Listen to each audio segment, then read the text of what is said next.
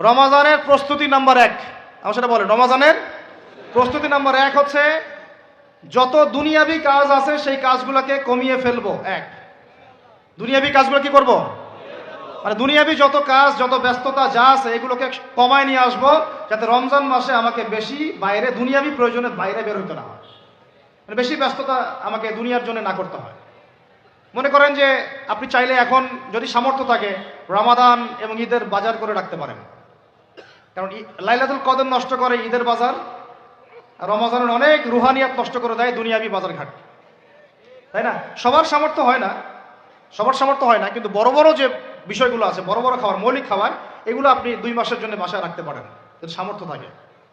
সামর্থ্য নাই তাহলে সেটা আলাদা বিষয়।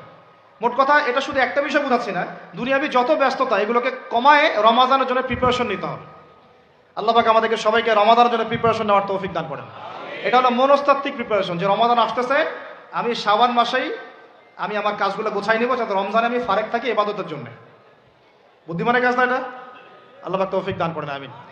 2 নম্বর হচ্ছে ভাই, রমাজানের আমরা সবাই 30টা সওম রাখবো বলে নিয়াত করি, আল্লাহ পাক তৌফিক দান করেন, আমিন। কিন্তু এখানে একটা কথা, 2 নম্বরটা হচ্ছে রোজা রাখার মতো রোজা রাখতে হবে। কি বললাম বলেন?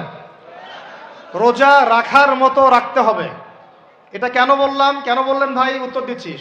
উপোস থাকা, না খেয়ে থাকা আর সওম রাখা এক জিনিস নয়। পানি ছেড়ে দেওয়া, খাবার ছেড়ে দেওয়া আর ইসলামী সওম এক জিনিস নয়। অনেক ধর্মের মানুষ খাবার পানি ছেড়ে দিয়ে থাকে, উপাস থাকে না?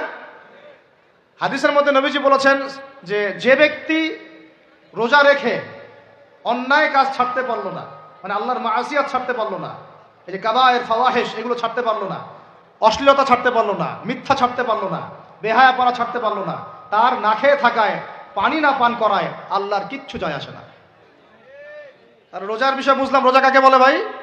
মানে রোজা মানে হচ্ছে আমি আল্লাহ পাকের সমস্ত নিষেধ ছেড়ে দিব। কি করব? আল্লাহর সমস্ত নিষেধ। রোজা থেকেছি, পানি খাচ্ছি না, খাবার খাচ্ছি না, কার ভয়ে? গোসল করার সময় 1 ঢোক পানি খেলে কে দেখবে? এই চেতনা তখন কাজ করে না? চুপ করে 1 লোকমা ভাত খেলে কে দেখবে? কেউ দেখবে? আল্লাহ ছাড়া কেউ দেখবে? কেউ দেখবে না। তারপর আপনি খান না কেন? কারণ আপনি অনুভব করেন যে আল্লাহ পাক আমাকে দেখছেন। এটাই হলো ইহসান। এটার নাম কি? ইহসান। এটাই বলা হচ্ছে হাদিসে জিবরিলের মধ্যে, আনতা আবুদুল্লাহ কাআন্নাকা তারাহ, তুমি এমন ভাবে আল্লাহর ইবাদত করো যেন তুমি আল্লাহকে দেখতে পাচ্ছ। ওয়া ইল্লাম তাকুন তারাহু, তুমি যদি আল্লাহকে দেখতে না পারো জেনে রাখো ফাইন্নাহু ইয়ারাক, আল্লাহ পাক তোমাকে দেখছেন। এটাকে বলে আল্লাহ কনসিয়াসনেস বা ইহসান বা তাকওয়া। আর তাকওয়া হাহুনা, তাকওয়া কোথায়? এখানে। আপনি সওমের আয়াতটা পড়েন, কুতিবা আলাইকুমুস সিয়াম কামা কুতিবা আলাল লাযিনা মিন ক্বাবলিকুম লাআল্লাকুম কি তাত্তাকুন, তোমাদের উপর সওমকে ফরজ করা হয়েছে ঠিক যেমন করে আগের উম্মতদের উপরেও করা হয়েছিল। উদ্দেশ্য হচ্ছে লাআল্লাকুম তাত্তাকুন, যাতে করে তোমরা তাকওয়া অবলম্বন করতে পারো। তাকওয়া মানে আল্লাহ কনসিয়াসনেস, এই যে আমি খাচ্ছি না, পান করতেছি না, আমি বিশ্বাস করি আল্লাহ আমাকে দেখতেছেন, এই তো।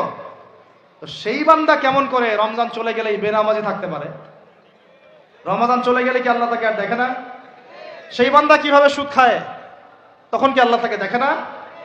সেই বান্দা, একই বান্দা কিভাবে জেনা করতে পারে, মেয়েকে নিয়ে কেমন করে বাইকে ঘুরতে পারে, কেমন করে গায়রা মারামের সাথে আমরা করতে পারি, ফ্রি মিক্সিং করতে পারি, কেমন করে সে সমকামিতার দিকে ধাবিত হতে পারে, কেমন করে সে জুয়া খেলতে পারে, কেমন করে সে মাদক খাইতে পারে, কেমন করে সে আল্লাহ দ্রোহী আইন বাস্তবায়ন করতে পারে, যদি সে এই চেতনা থাকে যে আল্লাহ আমাকে দেখছেন।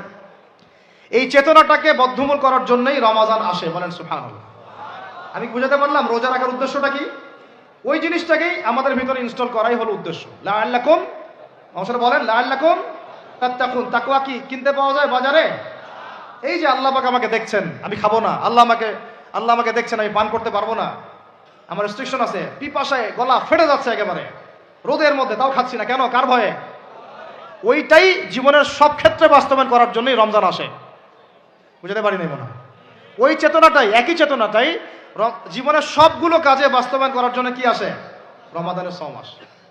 আমরা শুধু রোজার ফজিলত নিয়ে বয়ান করি, রোজা রাখলে 70 গুণ নাকি হবে না, 70 গুণ হবে, 700 গুণ বাড়াই দিবে। মূল কথা ফজিলত তো ফজিলত পাবোই, মূল কথা এইটা, তাকেও অবলম্বন করতে হবে।